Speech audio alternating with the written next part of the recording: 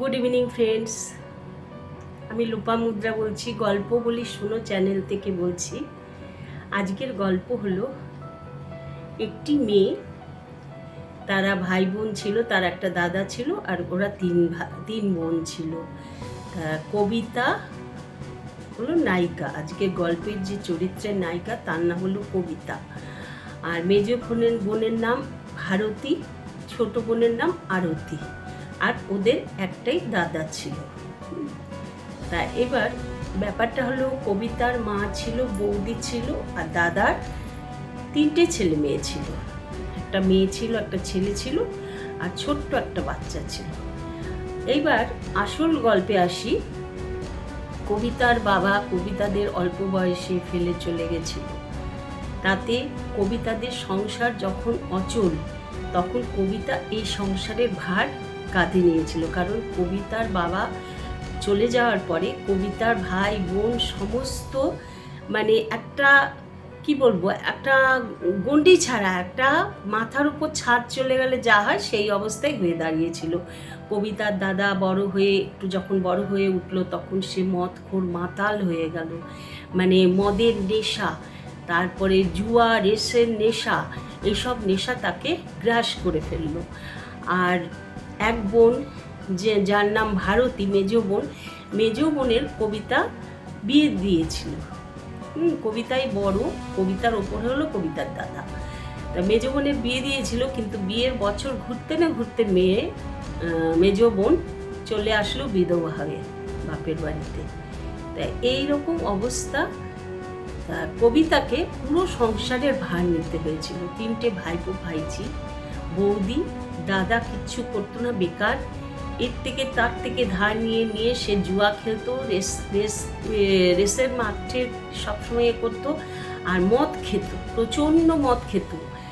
আর বউকে খুবই ভালোবাসতো, কিন্তু ভালোবাসার চিহ্ন ছিল একটা করে সন্তান দেয়া বছরে বছরে। এই ছিল তার কাজ, আর কোনো কাজ ছিল না। আর মা ছিল কবিতার, আর দুটো বোন। বিধবা হয়ে তো মেজ বোন চলে আসলো। এই তো কবিতার সংসার।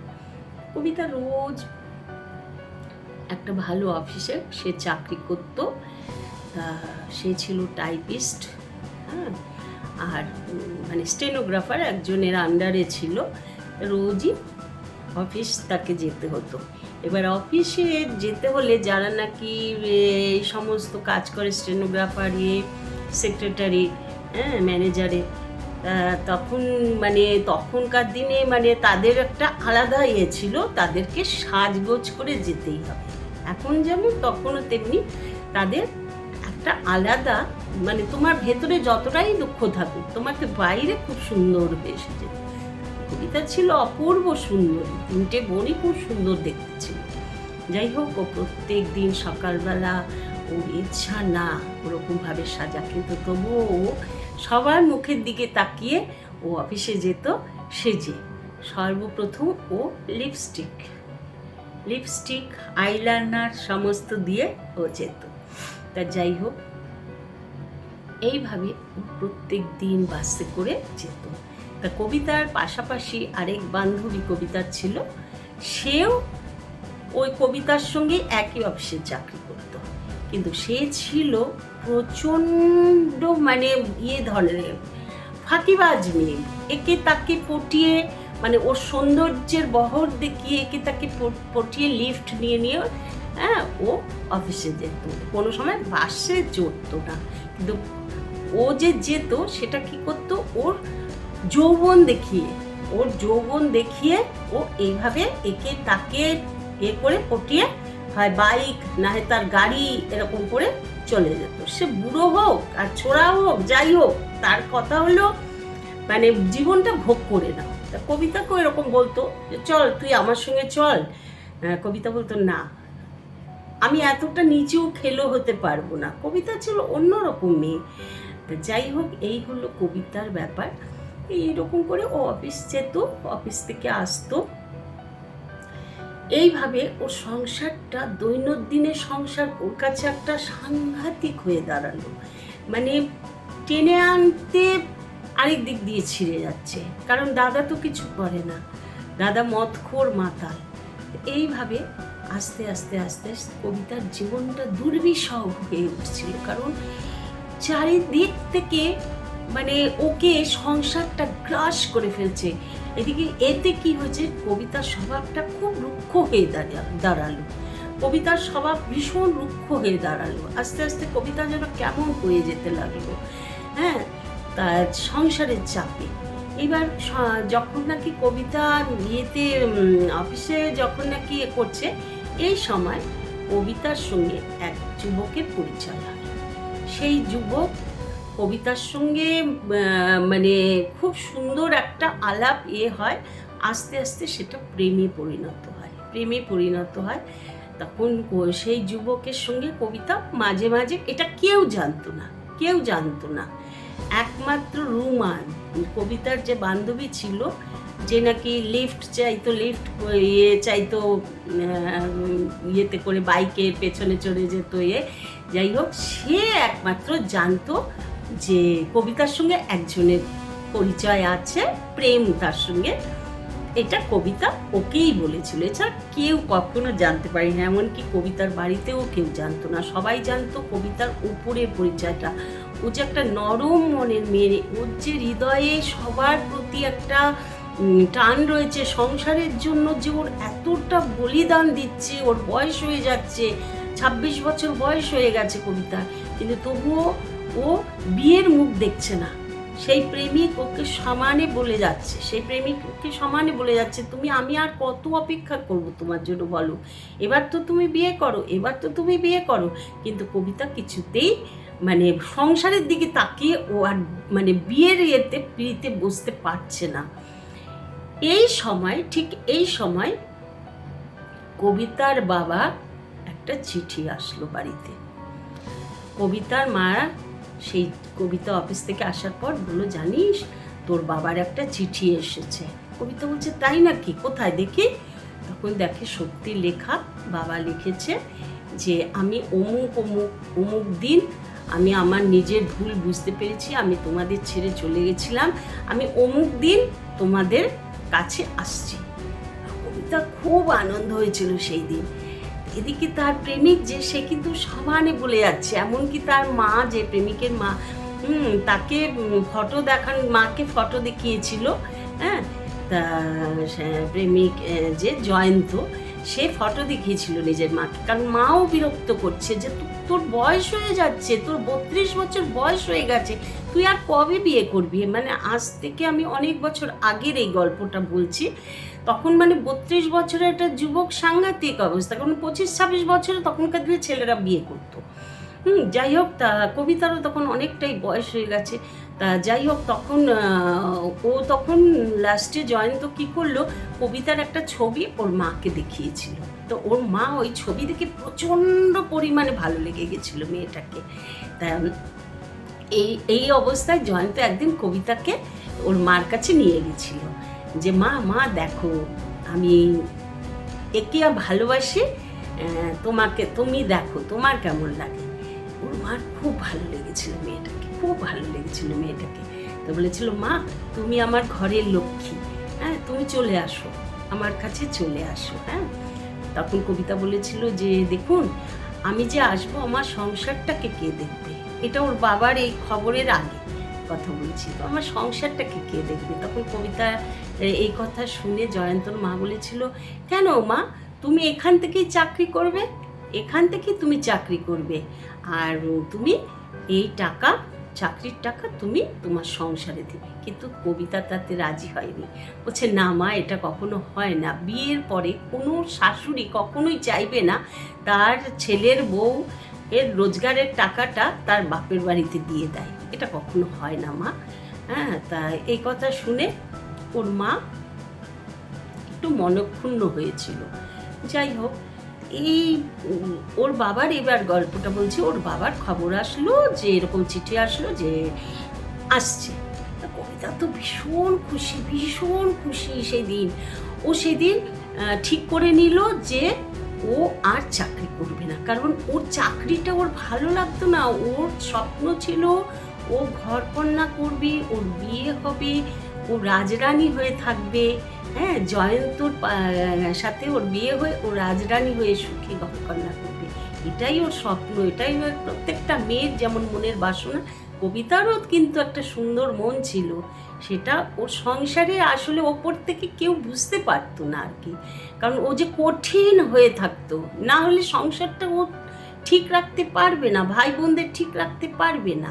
তা যাই হোক, এইরকম অবস্থায় কবিতা খুব খুশি, তখন ও জয়ন্তর সঙ্গে দেখা করলো একটা পার্কে গিয়ে, খুব খুশি হয়েছে সেদিন, মনে সুখে জয়ন্তর সঙ্গে গল্প করলো, বললো জানো আমার না বাবা আসছে, আমি চাকরি ছেড়ে দেব, আমি এবার বিয়ের স্বপ্ন দেখছি, আমি তোমাকে বিয়ে করব, আমাদের সংসার হবে। হ্যাঁ, এই বলে দুজন দুজনকে খুব ভালোবাসলো, সেদিন ওদের খুব আনন্দের দিন গেছে। যাই হোক, এইরকম অবস্থায় বাড়িতে এসে দেখছে উমা সত্যি সত্যি ওর বাবা এসেছে, কিন্তু বাবা এসেছে কিভাবে, সাধুর বেশে। মানে ওর বাবা একটা ভণ্ড সন্ন্যাসী ছিল, ওর বাবা একটা ভণ্ড সন্ন্যাসী, যখন নাকি দেখছে যে না মানে সেরকমভাবে ইয়ে করতে পারছে না, এইবার মেয়ের ভালো চাকরি করে কোনোখানে খবর টবর পেয়েছে, এইবার ওর বাবা এসে আবার মেয়ের ঘাড়ে বসার চেষ্টা করেছে।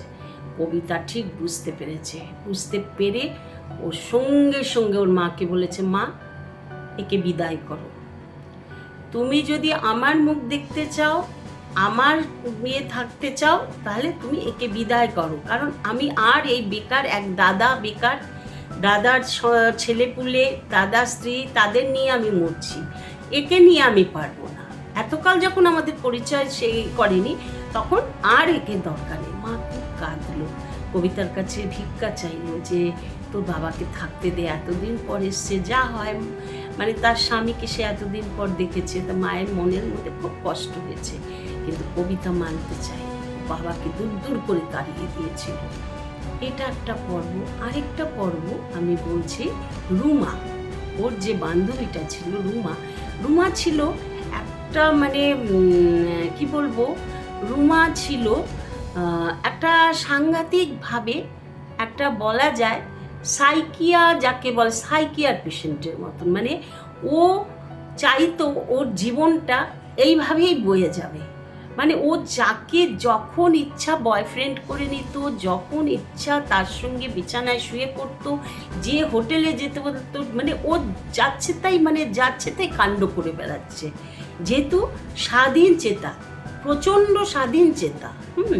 তো এইবার এই কবিতা ওকে অনেকবার করে বারণ করেছে, দেখ তুই এই কাজটা করিস না, একটা খারাপ কিছু ঘটে গেলে তুই কী করবি তখন। ঠিক তাই হয়েছে, ও একটা ছেলের সঙ্গে আলাপ হলো, ছেলেটার সঙ্গে মেলামেশা করে টোরে দুদিনের জন্য বেড়াতেও চলে গেল, গিয়ে তারপরে প্রেগনেন্ট হয়ে পড়ল। প্রেগনেন্ট হওয়ার পরে ওকে দুদিন আর অফিসে যেতে দেখা যায় না। তখন কবিতা ওর বাড়িতে খোঁজ নিতে এসেছে, তখন ওর মা বলছে যে না, ও তো বাড়িতে নেই, ও দুদিনের জন্য তো বন্ধুদের সঙ্গে দীঘা বেড়াতে গেছে। বলছে ও মা তাই নাকি, কোথায়, আমি তো কিছু জানলাম না, ও আবার কোন বন্ধুর সঙ্গে দীঘায় বেড়াতে গেল। যাই হোক, কবিতার মতন বাসে করে যাচ্ছে, তখন হঠাৎ দেখে যে ওর সেই রুমা বান্ধবীটা সে বাসে উঠেছে, উঠে হাসি দিয়ে ও খুব উচ্ছৃঙ্খল মেয়ে ছিল আর খুব মানে স্বাধীন চেতা, হ্যাঁ, হেসে কবিতাকে জড়িয়ে রয়েছে। তখন কবিতা অবাক হয়ে গেছে ওর দিকে তাকিয়ে, বলছে কিরে তুই কোথায় গেছিলি, এই 2 দিন আমি তোর বাড়িতে খোঁজ নিলাম, তুই কোথায় গেছিলি? বলে যে কেন মা বলেনি দীঘা গেছিলাম। তখন ও বলছে যে হ্যাঁ, কিন্তু তুই দীঘা কি করে যাবি, তুই তো হঠাৎ দীঘা ঠিক হয়ে গেল, কার সঙ্গে তুই গেলি, তোর তো বান্ধবী আমি তো জানতে পারলাম না। তখন হচ্ছে ওরে দীঘা না, প্রেগনেন্ট হয়ে গেছিলাম, তা ওইটাকে ঝেড়ে ফেলে দিলাম, কারণ আমি আমার বয়ফ্রেন্ডকে বললাম যে আমাকে বিয়ে করে নিতে, কিন্তু বয়ফ্রেন্ড রাজি হলো না। হ্যাঁ, তখন আমি কি করবো, এই পাপ বিদায় করে দিলাম। ওইটা মর্মাহত হয়ে গেল ওর ব্যবহারে। বলছে এ কী করছিস তুই, তোর নিজের জীবনটাকে নিয়ে তুই ছিনিমিনি খেলছিস, এইভাবে ছিনিমিনি খেলছিস। এবার কবিতা মানে সবার জন্যই ওর মন কাঁদত। এদিকে বাড়িতে যে দাদা রয়েছে, সে ছিল একটা মদ্যপ মাতাল অসভ্য লোক। হ্যাঁ, সে যে কোনো সময় মিথ্যে কথা বলে মানুষের থেকে টাকা পয়সা নিয়ে নিত, কবিতার নামে ধার দেনা করে কবিতার নামে বলতো যে কবিতা শোধ করে দেবে, এইরকম ধরনের ছিল। একদিন কি হয়েছে, কবিতা দেখছে যে ওর দাদা মদ খেয়ে বাড়িতে ঢুকছে। তখন কবিতাও অফিস থেকে এসছে, মেজাজ গরম। তখন বলছে যে দাদাকে এরকম অবস্থায় দেখে কবিতা বলছে, তুমি এইভাবে ড্রিঙ্ক করে তোমার লজ্জা করে না, তোমার লজ্জা করে না? তখন ওর দাদা বলছে যে ওরে, এই যে কি আনন্দ, কি সুখের জিনিস, একবার খেয়ে দেখিস। হ্যাঁ, কবিতা বলে ছি ছি ছি ছি, তুমি তোমার নিজের বোনকে এই কথা বলছো? তুমি আর কত নিচে নামবে দাদা, তুমি আর কত নিচে নামবে বলে তখন মাকে বললো, মা তুমি দাদাকে ভাত দেবে না, আমি চাকরি করি, আমার পয়সায় তোমরা ভাত খাও। মানে এটা অনেক দুঃখে ও বলেছে, এটা কিন্তু কোনো অহংকার করে বলেনি, ও দুঃখে, অত্যন্ত দুঃখে বলেছে, কারণ ও নিজের জীবনটাকে বিকিয়ে দিচ্ছে ওদের জন্য, আর সেখানে দাদা কিনা এই কাজ করছে। তখন মাকে বলেছে, তখন মার মন তো যাই হোক, তার দাদাকে বললো, তুমি বেরিয়ে যাও আমার বাড়ি থেকে, বেরিয়ে যাও এক্ষুনি। হ্যাঁ, তখন দাদা আর বোনের মধ্যে প্রচণ্ড ঝগড়া। তখন বৌদি এসে মধ্যখানে কবিতার হাত দুটো ধরে বলছে, দিদি তুমি এই কাজটা করো না, হ্যাঁ, তোমার দাদাকে তুমি থাকতে দাও, থাকতে দাও, শতগুলো তো আমার স্বামী। কবিতা বললে, এমন স্বামীর মুখে লাথি মারো, তোমার লজ্জা করে না? বছরে বছরে তোমার একটা করে দিয়ে দিচ্ছে সন্তান তোমার কোলে, আর তোমার চেহারা দেখেছো? ও কোনোদিনও তোমার দিকে তাকিয়েছে কোনো সময়? কোনোদিন দেখেছে? হ্যাঁ, তখন বৌদি মাথা নিচু করে রয়েছে। কবিতা ওর দাদাকে দূর দূর করে তাড়িয়ে দিল। কিন্তু এতই অসভ্য দাদা, এতই অসভ্য দাদা, মধ্যরাত্রে এসে ওর মার ঘরে আস্তে করে জানালার মধ্যে টকটক করছে। তখন ওর মা, ঠিক ওর মা জাগা ছিল, প্রত্যেকটা মানে ওর মা বোন সবাই, ওর বউ সবাই কিন্তু জাগা রয়েছে।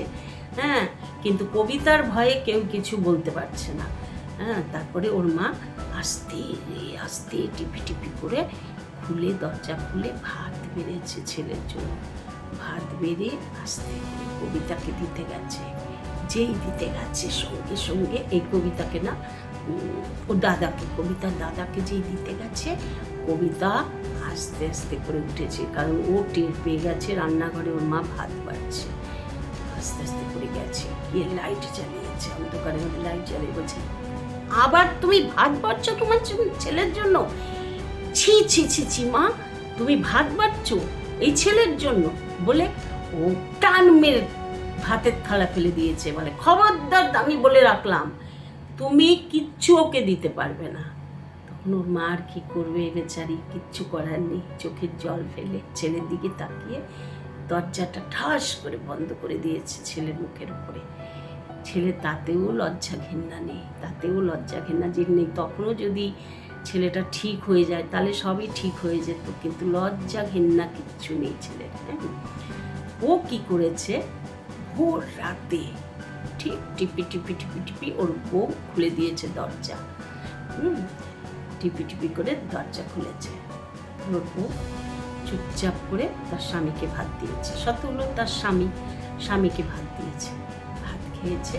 খাওয়ার পরে বাচ্চাগুলো সব পিসিদের সঙ্গে এদিকে ওদিকে ছড়িয়ে ছিটে ঘুমায়। বউ আস্তে আস্তে ঘরে ডেকে নিয়েছে, দরজা দিয়ে দিয়েছে। এদিকে কবিতা ভোরবেলা উঠে, যেন ওর একটু সন্দেহ হয়েছে কিরকম, যে দরজাটা বাইরে খোলা কেন। তখন ও ওর মেজ বোন যে ভারতী দেখছে ঘুমোচ্ছে, ভারতীকে বলল, ভারতী, বৌদি কোথায়? বৌদি কোথায়? ভারতী বলছে ঘুম থেকে উঠেছে, এই তো আমার পাশেই তো শুয়েছিল, কোথায় গেল বৌদি, আমি তো জানি না। হ্যাঁ, তখন কবিতা তখন সন্দেহ হয়ে গেছে যে ওই ঘরের দরজা দেয়া, কি হলো ব্যাপারটা। তখন ধুম ধুম করে দরজা ধাক্কা দিয়েছে। তখন দেখে বৌদি এসে মানে খোলা অবস্থা, স্বামী স্ত্রী কিছু একটা হচ্ছিল, সেই অবস্থায় দরজা খুলে দিয়েছে। খোলার পরে যেই ওর দাদাকে দেখেছে, বলছে, তুমি আবার এসেছো, তুমি আবার এসেছো, ছি ছি ছি ছি, তোমার লজ্জা নেই? তুমি আবার সেই, তোমার একটাই কাজ না, একটা করে বাচ্চা পয়দা করা? হ্যাঁ, তুমি বেরো আমার ঘর থেকে। বেরো আমাদের ঘর থেকে বলে আবার দাদাকে মানে প্রচণ্ড অপমান করে তাড়িয়ে দিয়েছে। কারণ কবিতার কিছু করার ছিল না, ওর দাদাকে ঠিক করতে হলে ওর একটাই রাস্তা ওই রকম ছিল। যাই হোক, এইরকম অবস্থা।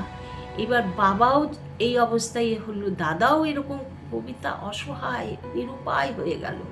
তখন ওর প্রেমিক যে, সেও এদিকে কবিতাকে বিরক্ত করছে, বারে বারে বলছে তুমি আমাকে বিয়ে করো, আমার বয়স হয়ে গেছে। আমার মানে এমনও কথা কবিতাকে একদিন ওর প্রেমিক বলল যে দেখো, আজকে আমার বয়স 32 বছর হয়ে গেছে, আমার কি ইচ্ছা করে না সংসার করতে? আমারও তো যৌবন জ্বালা আছে, হ্যাঁ, আজকে আমারও তো ইচ্ছা করে ঘর সংসার করি, বউ নিয়ে সুখ ভোগ করি, থাকি।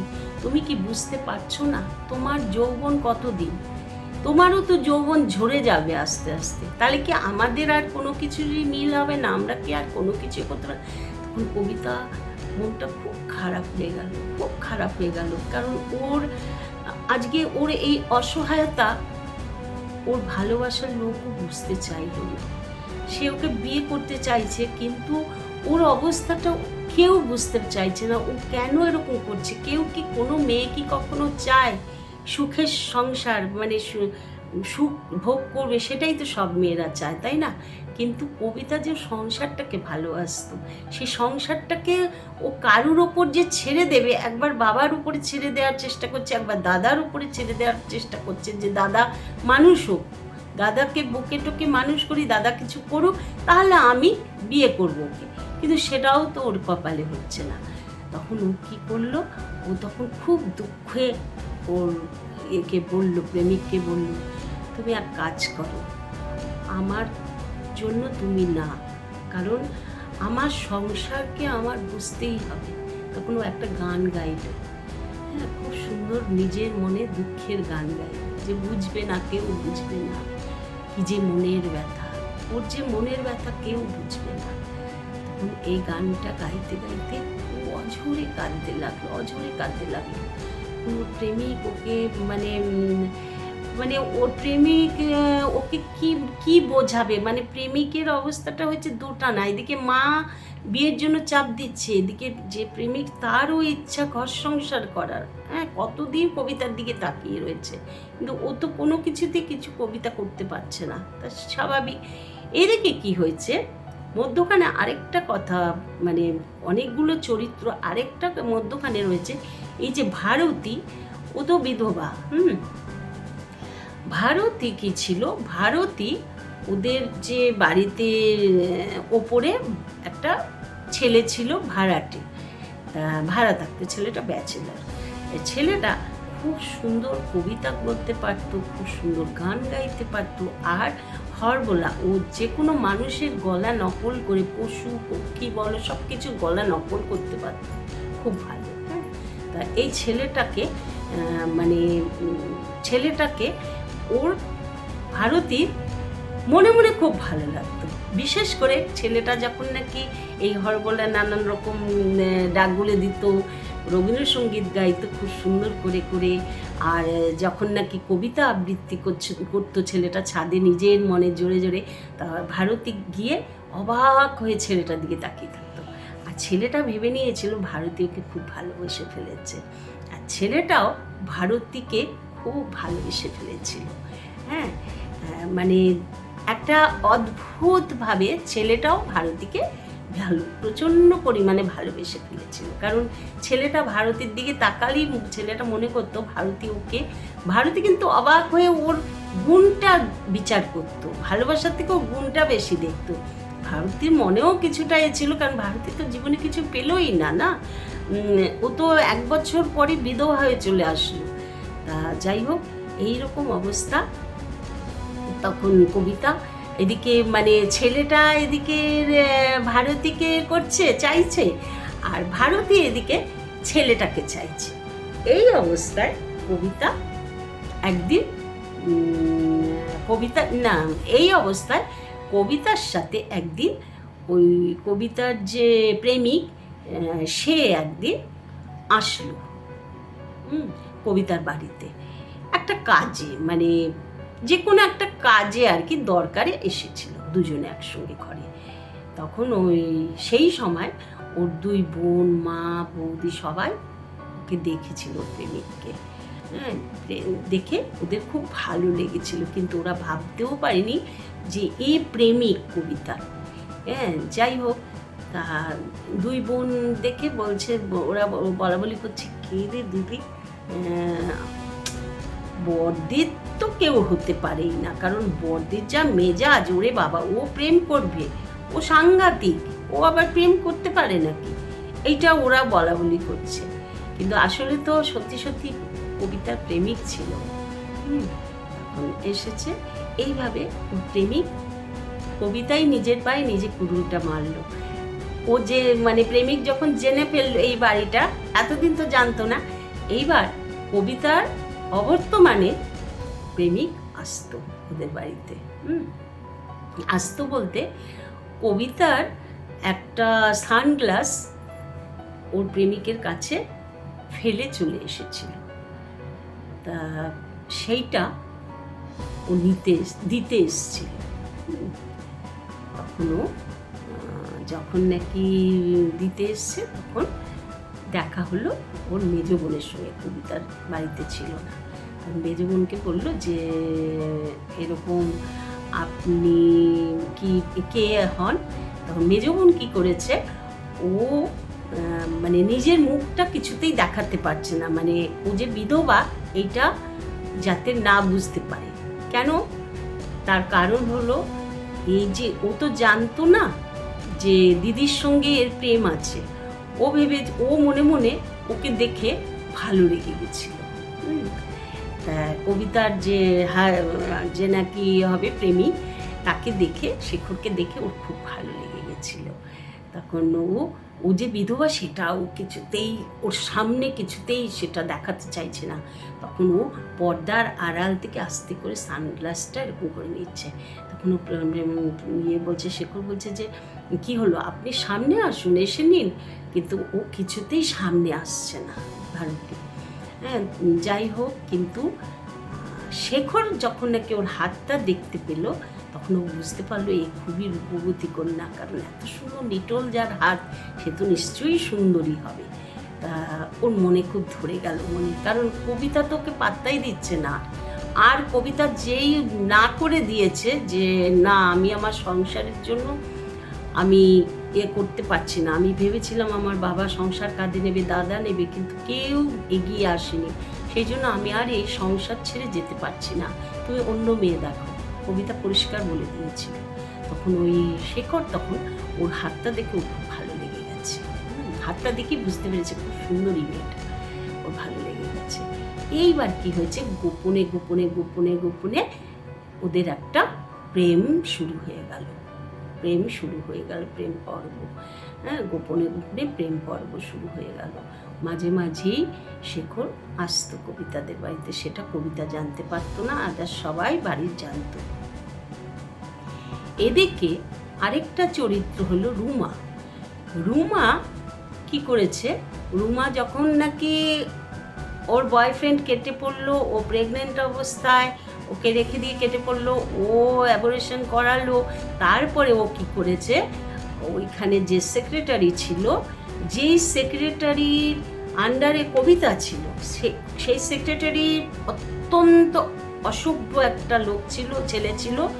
ও ছিল, তার কোনো মানে ছিল না, সে ছিল, তার চরিত্রের কোনো ঠিক ছিল না। সে সব মেয়েদের, যে কোনো বয়সের মহিলা, যে কোনো মেয়েদের সঙ্গে সে মিলতো, মিলে তার সঙ্গে দেহের সম্পর্ক করতো, করে বেরিয়ে আসতো, তাকে মানে বিয়ে করে দিয়ে লাথি মেরে বেরিয়ে আসতো।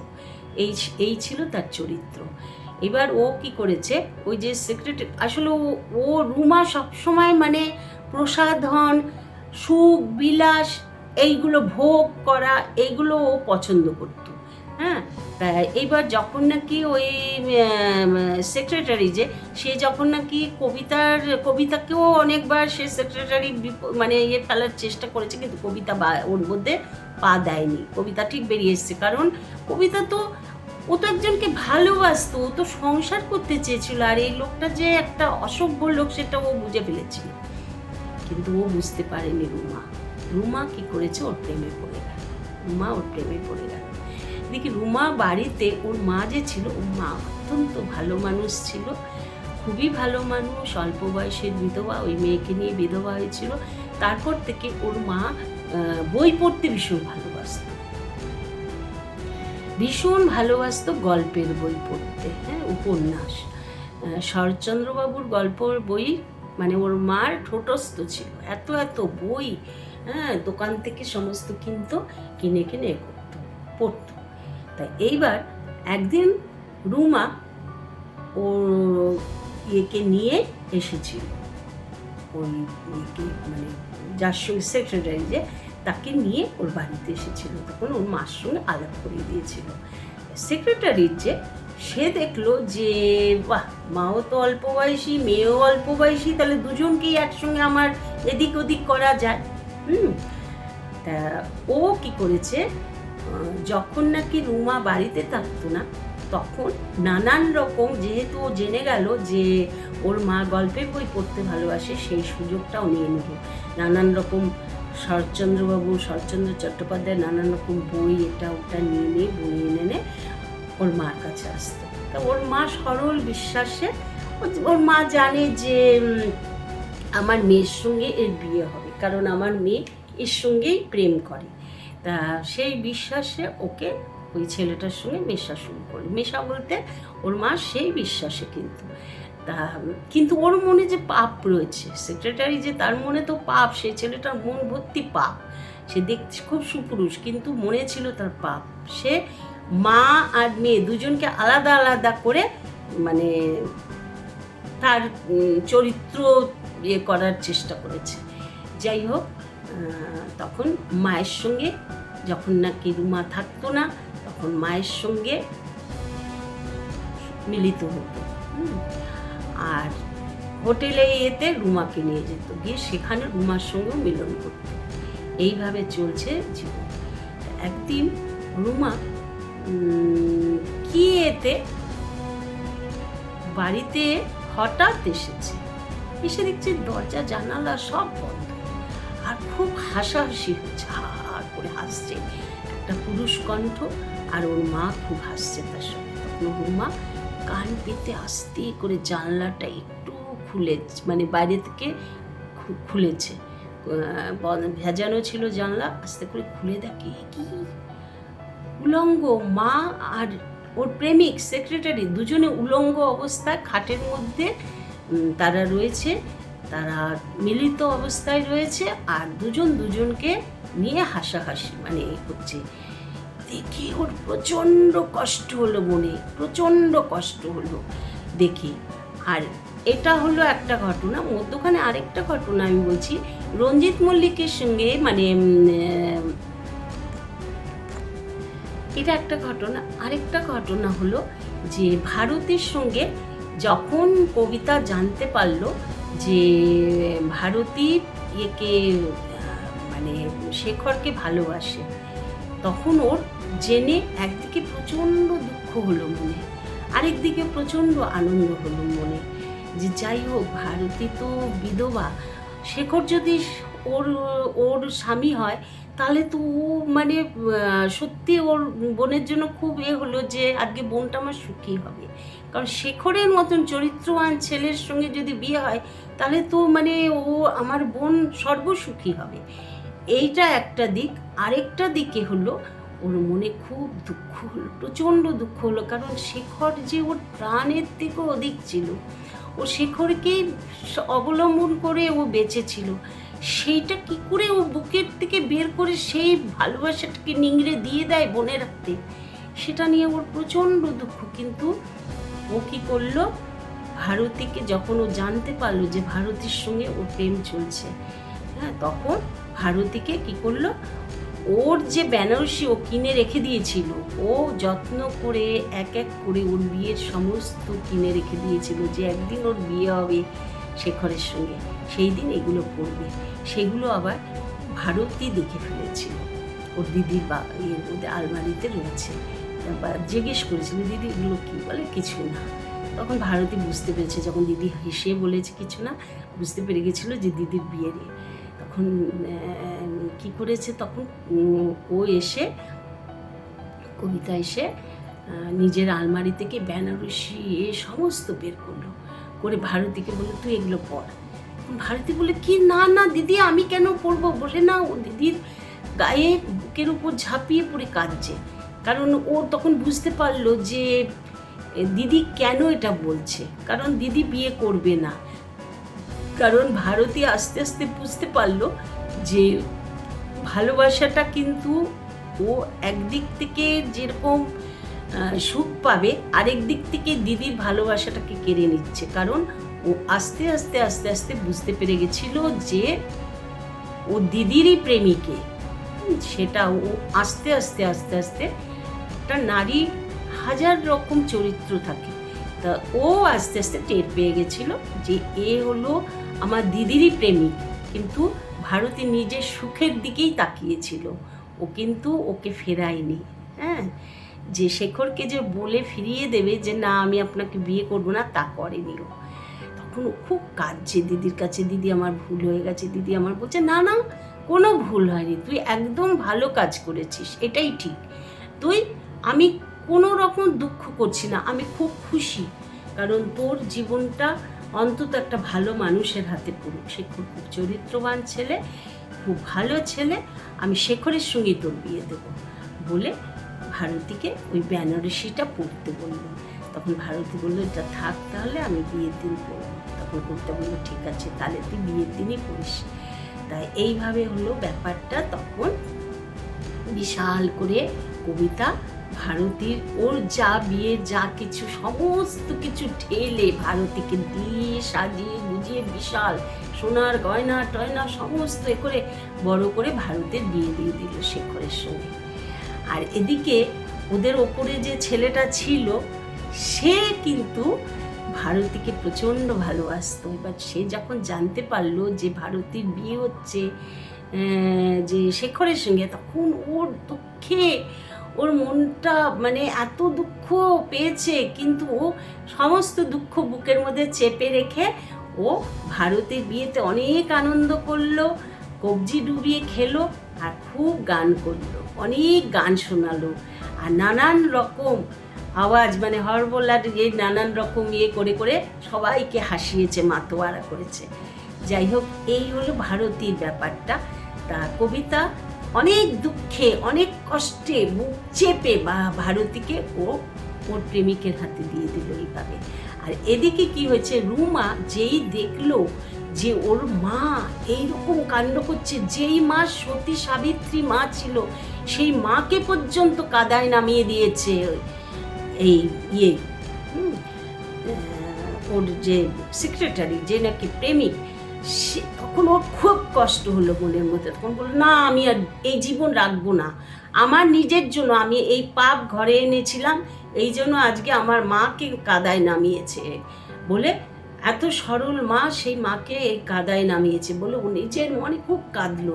কেঁদে ও ঠিক করলো গঙ্গায় ঝাঁপ দিয়ে মরে যাবে। তখন ও দৌড়চ্ছে, এদিকে কবিতার বাড়ির সামনে দিয়েও দৌড়ে যাচ্ছে, এদিকে সেই যে হরবোলার করে ছেলেটা ও কি করেছে, ওর নাম হলো গোপাল, ও কি করেছে, ও ছাদের থেকে দেখছে যে এইভাবে রুমা দৌড়ে যাচ্ছে। তখন গোপাল দেখে বলছে যে ব্যাপারটা কি হচ্ছে, এই মেয়েটা এইভাবে দৌড়ে যাচ্ছে কেন, সামনেই গঙ্গা। তখন ওর মনে একটা সন্দেহ হয়েছে, ও তখন মানে ছাদ থেকে তীর বেগে নিচে নেমে এসে দৌড়ে যাচ্ছে। তখন দেখছে ঠিক তাই, মেয়েটা গঙ্গায় ঝাঁপ দিয়েছে, গোপালও গঙ্গায় ঝাঁপ দিয়েছে, দিয়ে মেয়েটাকে সাংঘাতিকভাবে বাঁচিয়ে এরকম করে ওর কাছে করে ওকে বাঁচিয়ে নিয়ে এসছে উপরে। তখন ওর কাছে জানতে চাইলো যে তুমি কেন এই কাজ করতে গেছিলে। ভারতী বলছে না আমি বাঁচতে চাই না, আমি চাই না বাঁচতে, আমার জীবন রাখতে চাই না। তখন গোপালের খুব মায়া হলো। তা যাই হোক, ভারতীকে রুমাকে এইভাবে বাঁচিয়ে নিয়ে এসেছিল। এইবার রুমা যখন বাড়িতে এসেছে দেখছে বাইরে থেকে বিশাল ভিড়, গণ্ডগোল একটা। তখন রুমা বলছে আমার বাড়ির সামনে এত ভিড় কেন? তখন তখন ও দেখছে, ওরে বাবা, ঘরে ঢুকে দেখছে ওর মা আত্মহত্যা করেছে। ওর মা যখন নাকি বুঝতে পারলো যে মেয়ে জেনে ফেলেছে, তখন ওর মা আর মানে কোনো দিকে তাকালো না, কারণ ওর মা যে খুব ভালো মানুষ ছিল। ওই যে ইয়ে ছিল সেই ওকে, ওর সেক্রেটারি যে ছিল সেই কিন্তু ওকে কাদায় নামালো। তখন ওর মা আর না পেরে গলায় দড়ি দিয়েছিল। তখন রুমা এসে সাংঘাতিক অবস্থা বাড়ির। যাই হোক, এই অবস্থা একটা মানে বিশাল দুঃখের কথা যে মা আর মেয়ে একই প্রেমিকের সঙ্গে দুজনে করছে। এটা ওর মার মনে খুব আঘাত লেগেছিল। এই অবস্থায় তখন সেই একই কবিতা ভারতী তো একদম বিষণ্ণ, মন খারাপ, মানে ও ভেঙে পড়েছে, ও তো আত্মহত্যা করতে গেছিল। কবিতা তখন একদিন ওকে দেখা করতে বললো, রুমাকে বললো তুই আয় আমার কাছে আয়, অমুক রেস্টুরেন্টে চল আমরা বসি। সেই অবস্থায় গোপালকেও ডেকেছিল, কারণ কবিতাকে গোপাল সব কথা বলেছিল যে তোমার যে বান্ধবী আছে একসঙ্গে চাকরি করে, তা সে কিন্তু আত্মহত্যা করতে গেছিল। তখন কবিতা বলছে তাই? বলছে হ্যাঁ, আমি তাকে বাঁচিয়েছি। বলছে তাই, তুমি বাঁচিয়েছ?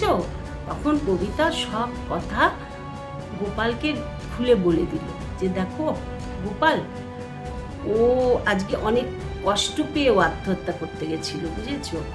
ও তখন বলে দিল যে ওদের যে সেক্রেটারি সে একটা চরিত্রহীন লম্পট লোক, সে কিন্তু ওকে মানে হোটেলে ওকে ব্যবহার করতো, এদিকে ঘরে মাকে ব্যবহার করেছে, করে এই অবস্থা আত্মহত্যা করতে এই জন্যই গেছিল। আর ওর মাও আত্মহত্যা করছে, সেটা গোপাল জানতো না, সেটা কবিতা বলল। তখন গোপালকে বলল দেখো গোপাল, আজকে মানে রুমার যা অবস্থা, দুদিন পর হয়তো রুমা মরে যাবে, কারণ রুমার যে অনুশোচনা ওকে একেবারে খুঁড়ে খুঁড়ে খাচ্ছে। কারণ রুমা যে সাংঘাতিক একটা জীবনযাপন করতো, হ্যাঁ, সেটাও গোপালকে খুলে বলল যে এখন রুমা ভালো হয়ে গেছে, রুমা এখন সব বুঝতে পেরে গেছে যে জীবনটা কি, এটা জীবন না।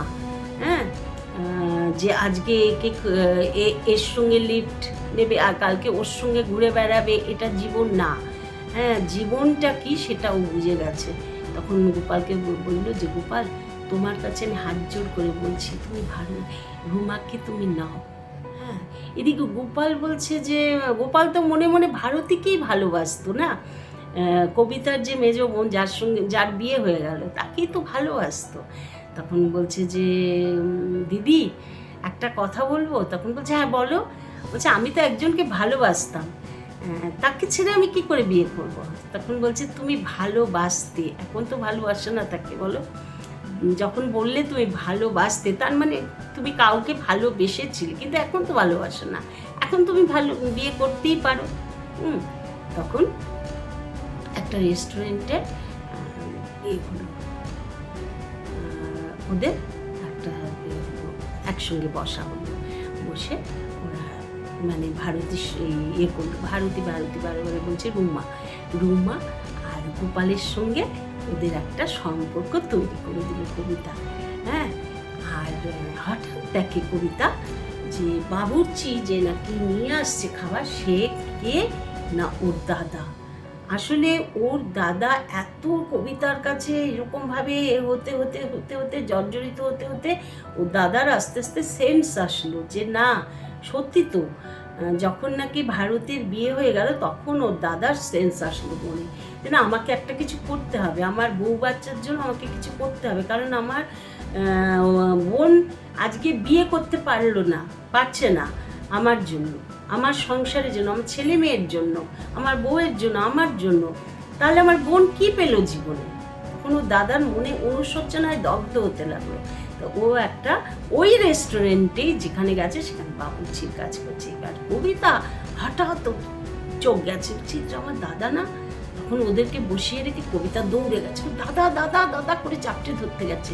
তখন দাদা তাড়াতাড়ি বলছে ধরিস না ছুস না ছি, তুই একটা এত উঁচু পোস্টে চাকরি করিস আর আজকে আমার এই অবস্থা, তুই ছুস না আমাকে। তখন কবিতা বলছে দাদা তুমি যে আজকে কিছু করছো, এর থেকে বড় আনন্দ আমার কাছে কিছু নেই দাদা। তুমি যে কাজই করছো, তুমি আজকে যে করছো, তোমার মাথায় যে এই চিন্তাটা এসেছে তোমার সংসার দেখতে হবে, তোমার সংসার, এটা কিন্তু আমার এখানে কেউ নেই। আমার মা আছে, আমার বৌদি আছে, তোমার ছেলে মেয়ে আছে, সবই আছে, কিন্তু তুমি যে আজকে এই যে তোমার মাথায় চিন্তাটা ঢুকেছে, এটাই আমার আনন্দ। তুমি যে কাজই করো, যাই করো, তুমি আমার দাদা, আমি তোমাকে দাদা সম্মান দিচ্ছি। এতদিন দেইনি, আজকে দিচ্ছি। তাতে ওর দাদা খুব খুশি হলো। সেই দিন রাত্রে ওর দাদা প্রচুর উপহার, মানে সেই দিনই ওদের পেয়েছে, স্যালারি পেয়েছে, প্রচুর উপহার নিয়ে আসলো সবার জন্য। সবাইকে দিল, নিজের বউকে দিল, কবিতাকে দিল, মাকে দিল, ছেলে মেয়েদের দিল। খুব খুশির আনন্দ। সেদিন কবিতা আবার একটা খুশির ঢেউ খেলে গেল। একদিন কবিতার খুশির ঢেউ খেলেছিল ওর বাবা আসার পরে, আরেকদিন কবিতার খুশির ঢেউ খেলে গেল দাদার এরকম একটা সুন্দর হওয়ার পরে। হ্যাঁ, তখন কবিতা ঠিক করলো, আবার ঠিক করলো যে ও তো চাকরি করতে চাইছেই না কিছুতে। ও চাইছে যে ওর বাকি জীবনটা সুন্দরভাবে কাটুক, একটা সুন্দর সংসার পাবে। তখন ও আবার স্বপ্ন দেখা শুরু করলো যে আবার ওর একটা নিশ্চয়ই সম্বন্ধ ভালো আসবে। কারণ মানে ওর যে প্রেমিক ছিল সে তো ওকে করলো না, সে তো ভারতীকে বিয়ে করলো। তো আবার স্বপ্ন দেখা শুরু করলো। তখন ও আবার গেল অফিসে, গিয়ে যে জেনারেল ম্যানেজার তার কাছে গিয়ে বললো যে স্যার, আমি কিন্তু চাকরিটা করতে আর চাইছি না। হ্যাঁ, তখন জেনারেল ম্যানেজার বললে যে সে কি, এত ভালো চাকরি তুমি ছেড়ে দিতে চাইছো? কবিতার থেকে অনেকটাই বড় সে, বলছে তুমি ছেড়ে দিতে চাইছো? কবিতাকে খুব শ্রদ্ধা করতো, মনে খুব তাকে রেসপেক্ট করতো, কারণ কবিতার স্বভাব, কবিতার চরিত্র আর কবিতার সমস্ত কিছুই ছিল অন্যরকম। হ্যাঁ, তখন কবিতা বললো, হ্যাঁ স্যার, আমি আর চাকরি করতে চাইছি না, আমার দাদা মানুষ হয়ে গেছে। হ্যাঁ, কারণ সেই স্যারও জানতো দাদা যে এরকম কত কষ্ট তার জন্য, সেগুলো জানতো সে স্যার। যাই হোক, তখন তো কবিতা বাড়িতে চলে এসেছে।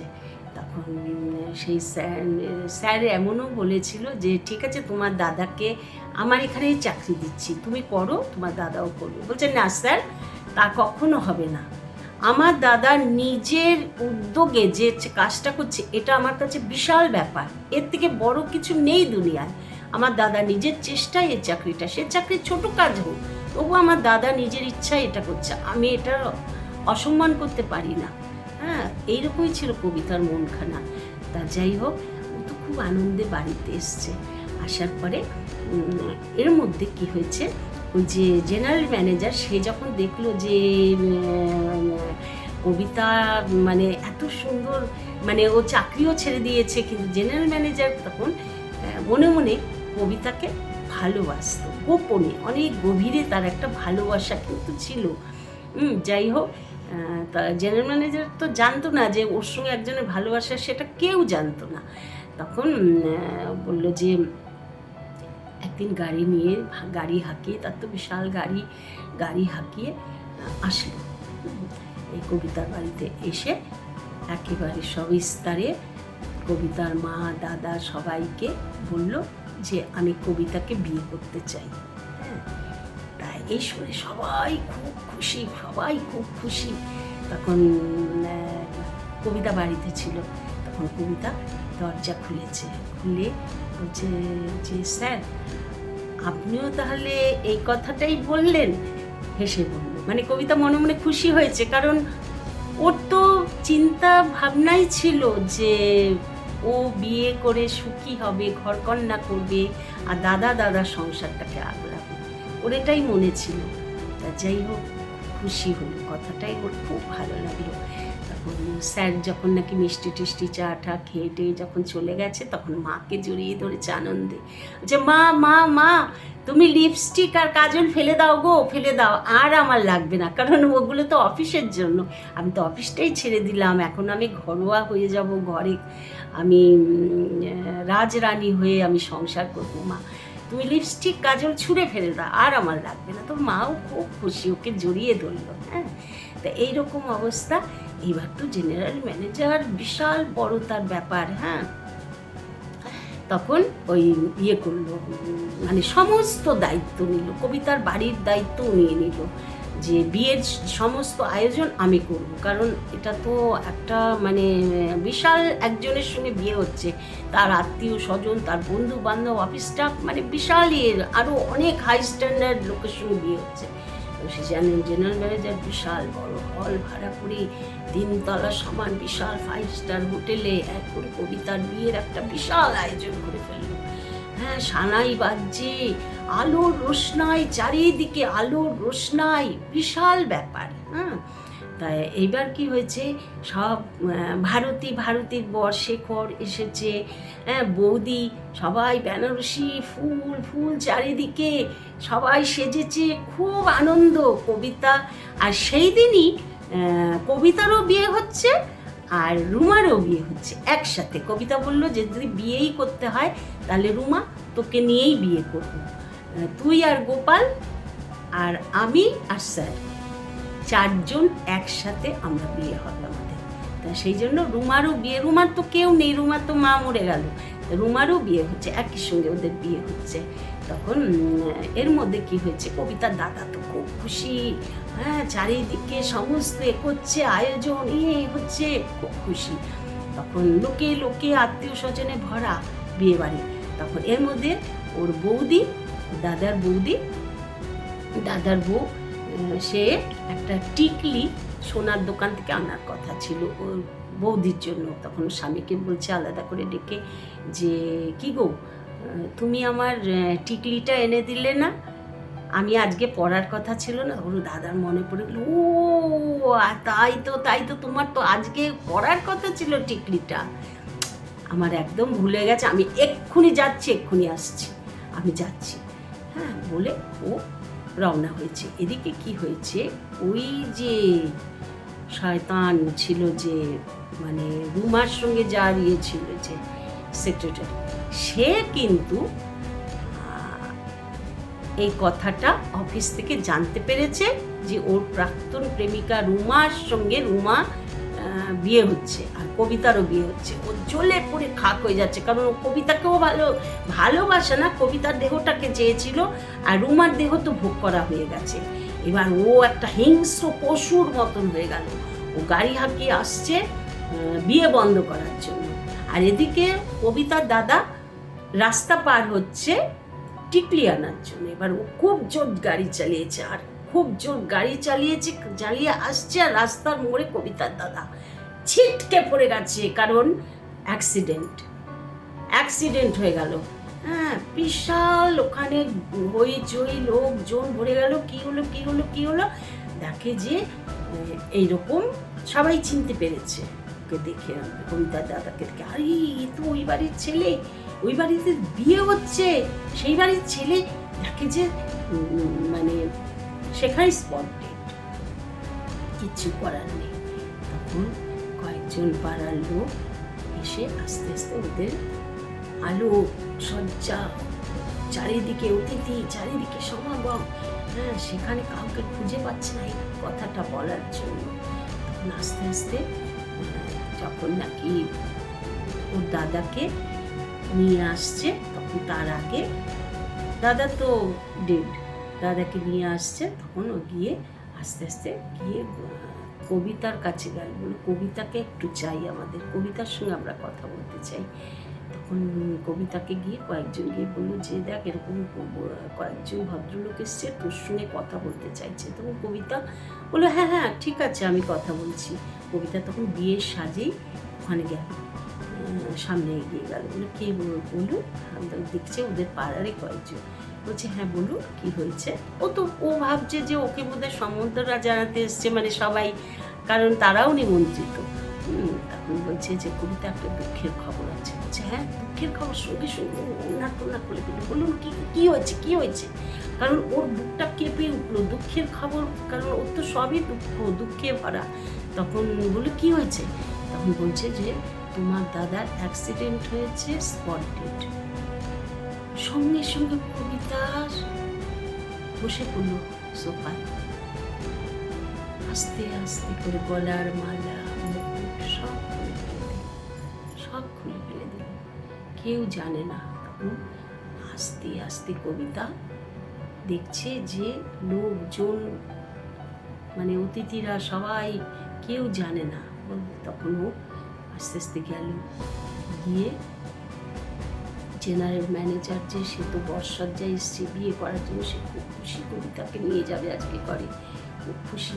তখন আস্তে আস্তে গিয়ে তাকে সব কথা কানে কানে বলল যে স্যার এই এই ঘটনা আজকে ঘটে গেছে, আমার কিছু করার নেই, আমার দাদা নেই, সুতরাং এই সংসারটা কিন্তু আমাকে আবার কাঁধে নিতে হবে, এই সংসারটা কে দেখবে? তখন জেনারেল ম্যানেজার বলল যে কিছু করার নেই, আমি তোমাকে বিয়ে করব, আমি তোমার সংসার দেবো। বলল না, তা হবে না, এটা আমার সম্মানের ব্যাপার, আমি কোনোদিন পারবো না। আপনি এক কাজ করুন, আমার যে আরেকটা ছোট বোন রয়েছে সেটাকে উদ্ধার করুন। তখন জেনারেল ম্যানেজার খুব দুঃখিত হলো, বললো না এটা কি করে হয়, আমি তো তোমাকে বিয়ে করতে চাই, তুমি এ কি বলছো? বলছি কিছু করার নেই স্যার, কিছু করার নেই, আমার দাদা নেই, তার মেয়েটাকে টানবে, তার বউ, তার বাচ্চা, তাদেরকে দেখতে হলে আমার জীবনটাকে দিয়ে দিতে হবে, আমার কিছু করার নেই। তখন সব আত্মীয় স্বজন আস্তে আস্তে আস্তে আস্তে পুরো ব্যাপারটা ঘটনাটা জেনে ফেললো, কারণ ওর দাদার বডি নিয়ে আসা হচ্ছে। ওর মা কান্নায় মুচড়ে পড়েছে, আর বৌদি সেন্সলেস হয়ে গেছে, মানে বিশাল একটা এর মধ্যে পড়ে গেল। কিন্তু কবিতা সব সামনে উঠে পড়লো, কারণ কবিতা যে কবিতাই, সে তো মানে কিছুতেই সে পারছে না যে তার সংসারটাকে বিকিয়ে দিতে। তখন ও শক্ত হয়ে উঠে দাঁড়ালো, সমস্ত খুলে ফেললো, সমস্ত অলংকার খুলে খুলে খুলে খুলে আস্তে আস্তে ছোটো বোনটাকে দেখি কাছে আসতো। তখন ছোটো বোন কিচ্ছু জানে না, একদম সরল সেদা একটা মেয়ে, খুব সুন্দর দেখতে, অপূর্ব সুন্দরী। হ্যাঁ, তখন ওর বোনকে সুন্দর করে ও সাজাচ্ছে, ওর চোখ দিয়ে জল বেরোচ্ছে, কিন্তু ও বোন যাতে বুঝতে না পারে ওর ভেতরেই চেপে রাখলো, কারণ ওর যে সব স্বপ্ন ভেঙে গেল না, একবার তো ভেঙে গেল, আবারও ভেঙে গেল, তার মানে কি ওর আর স্বপ্ন নেই কিছু। ও তখন বোনকে সুন্দর করে সাজানো, হ্যাঁ একদম বেনারসি টানারসি দিয়ে মুড়ে ওর বোনকে গয়নাগাটি দিয়ে সুন্দর করে আবার ওই স্যারের সঙ্গে বসে সেই রাতে একদিকে ওর দাদার দেহ চিতায় জ্বলছে, বন্ধু বান্ধব আত্মীয় স্বজন কিছু চলে গেছে ওইদিকে, আর একদিকে ও দাঁড়িয়ে থেকে ওর বোনের বিয়ে দিল, আর এদিকে বৌদির সিঁদুর মোছা হয়ে গেল। লাস্ট যে দেখা গেল পরের দিন থেকে আবার যে সেই কবিতা, বোন তো বিদায় হয়ে গেল, কবিতা আবার যে সেই বৌদির মুখের দিকে তাকিয়ে দেখছে, সাদা থান করা বৌদি দেখে কবিতা আবার লেগে পড়লো, বাসে যাচ্ছে আসছে কি না, সেই লিপস্টিক সেই কাজল কবিতাকে আবার চোখে দিতে হলো, আবার অফিসে যাওয়ার আবার শাসন করলো কবিতা। এই হলো কবিতার জীবন। তা প্রত্যেকটা মেয়ের জীবনে একটা না একটা মানে সুখ কোনো মেয়ের থাকে, কারো কোনো মেয়ের কপালে সুখ থাকে না, সারাটা জীবন কর্তব্য করতে করতে চলে যায়। তো বন্ধুরা, আজকের গল্পটা তোমাদের কেমন লাগলো আমাকে অবশ্যই জানিও। এর আগে আমি আগের গল্পটায় অনেকটাই সাড়া পেয়েছি, অনেক বন্ধু দেখেছে, আমি দেখলাম। বন্ধুরা তোমরা সবাই সাবস্ক্রাইব করো, আমার চ্যানেলটাকে সাবস্ক্রাইব করে শোনো, আর প্লিজ কমেন্টস করো, লাইক দাও। হ্যাঁ ঠিক আছে, পেলে আমি খুব খুশি হব। বন্ধুরা তোমরা সবাই সাবস্ক্রাইব করে নাও। ঠিক আছে, রাখছি।